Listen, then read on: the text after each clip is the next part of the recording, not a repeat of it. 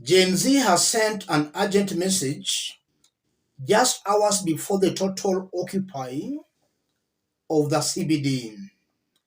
I want us to listen to them, but before we do that, let's just remind ourselves of some of the demands that issued a few days ago, and we see whether William Ruto has implemented them or not. Gen X, Millennials, Gen Z, and all citizens, our non-negotiable demands to Dictator Ruto and his greedy government. Number one, obey all court orders and scrap the illegal and illegitimate caste positions and public funded offices of First Lady, Second Lady, and Prime CS wife. Redirect the funds to employing teachers and doctors. That was their first demand. And William Ruto has spoken to that demand. Whether he will keep his words or not, it's only time that will tell.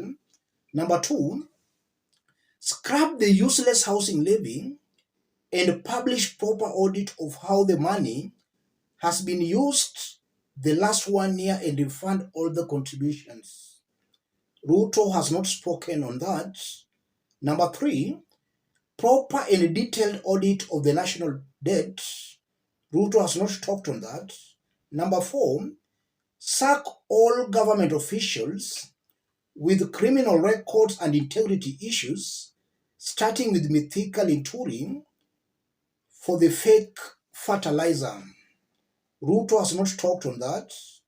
Number five, full restoration of Linda Mama program and total scrapping of the oppressive Social Health Insurance Fund. Ruto has not talked on that.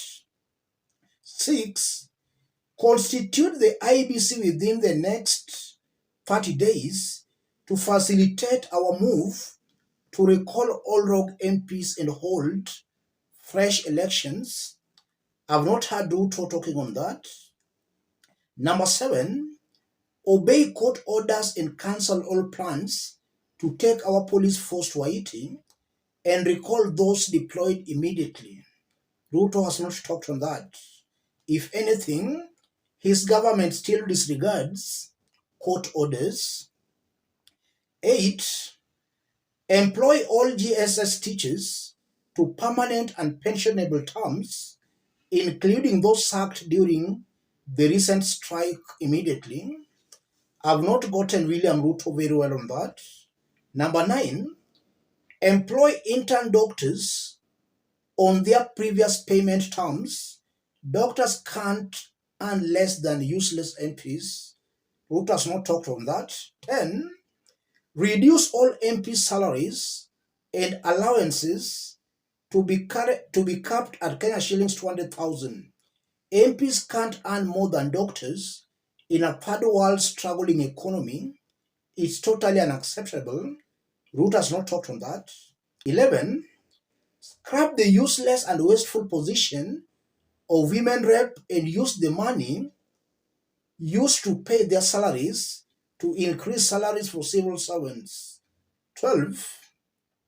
Restore the school feeding program fund and increase funding to education and health and cut budget to the executive and legislature. 13. All government officials and public servants must travel around with government-owned vehicles, trains, aeroplanes, and helicopters to curb corruption and conflict of interests. 14. Ruto should stop state capture of the judiciary, legislature, and resign with immediate effect for selling the country to the West and IMF. Those are 14 demands that Gen Z gave a few days ago. And so far, I've seen Ruto talking about the first demand. But whether he will keep his words, it's only time that will tell, because Ruto is known to be lying. Let's now listen to Gen Z's urgent message, for it's going to inform the basis of our analysis. We promised to join you in last Tuesday's protest, and true to our words we did, and the results were loud and clear. We hereby thank all Kenyans who took part in the struggle and call upon the majority who remained at home to join us this week again. We promise again that this week's protests to Occupy Everywhere will be bigger than Ruto's ego. Ruto has conceded to our demands and dismissed the finance bill. Well and good, but we are not fools.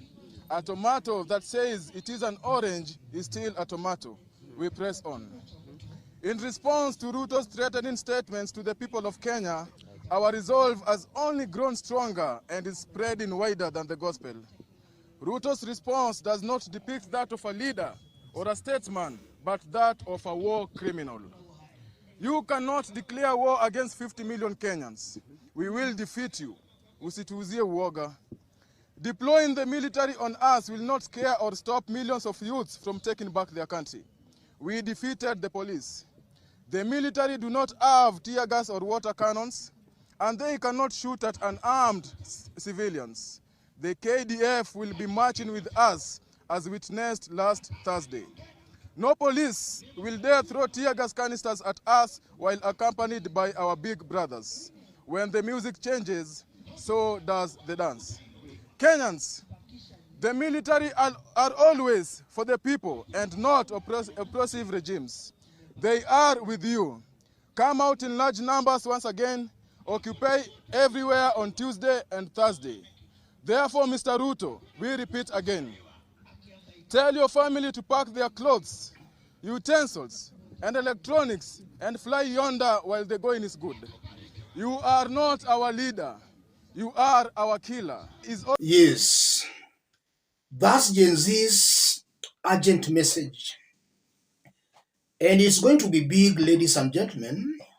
We are expecting millions of Kenyans to come out to prove to William Ruto that a people united can never be defeated. And an idea whose time has come, not even the strongest of armies can stop that kind of an idea. If you are watching us but you have not yet subscribed, subscribe, give the video a like.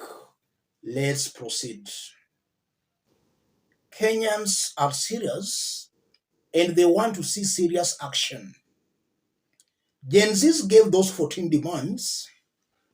Instead of William Ruto fulfilling these demands, he's still talking of a dialogue. He still wants to engage the youths, rather Gen Zs. Already Gen Zs have laid out their demands. William Ruto should just move with speed to implement those demands by Gen Zs. And again, if you look at Ruto, Kenyans have been demonstrating because of the way he has ruled. And if you look at what is happening, Kenyans are on the street because William Ruto has mismanaged the economy. He has seriously brought our country to its knees. Taxes every day, corruption the order of the day. Is the first time we are seeing a government parastatal selling fake fertilizer to the people. Government selling fake fertilizer. That alone was enough for William Ruto to resign and for his government to be impeached. But already, he has pocketed the members of parliament. They cannot impeach him. A government parastatal selling fake fertilizer to its people. That has never been witnessed anywhere in the world. That's how low we have stooped as a country. If you look at the top government leaders, they are talking of a shareholding government. If you never voted for us, don't expect much from our government. While all Kenyans are paying taxes, those are some of the issues Kenyans are demonstrating against. For the first time in our history, Instead of a president sitting down in his office to deliver, immediately was sworn in as the president, he started campaigns immediately. Campaigns for 2027. We are seeing a president who is hardly in the country, always flying. If he's not flying, then he's campaigning for 2027. So it's actually true that William Ruto has messed up big time. And there is nothing in this government that has been working. And that's why Kenyans are calling for William Ruto to go. Kenyans have been patient and their patience has run out. The only option, therefore, for William Ruto to do is to resign. Kenyans no longer have confidence in your leadership. Just resign. A public office is not a private office. You rule on behalf of the people. Just resign, Mr. President. Above all, as I conclude, if Ruto is not careful, he'll find himself being summoned to Hague. You cannot suppress people using military or using the police. That has got its own limits. And we did see when Kenyans stormed and occupied parliament that even the police have got their limits. You can't kill people like chicken. You can kill a few, but eventually the people will have their way. Power belongs to the people. And that's why the police was overpowered and Kenyans occupied parliament. They were innocent demonstrators, not armed. The police had guns, but even with their guns, they could not stop Kenyans occupying parliament. So William Ruto should and must know that power belongs to the people. If the people decides to give you that power, they can also decide to withdraw that power from you. Let me stop it there, ladies and gentlemen. Stay tuned for our next videos where we are going to update you on what's happening across the country now that today is a big day. Thank you. God bless you. God bless Kenya.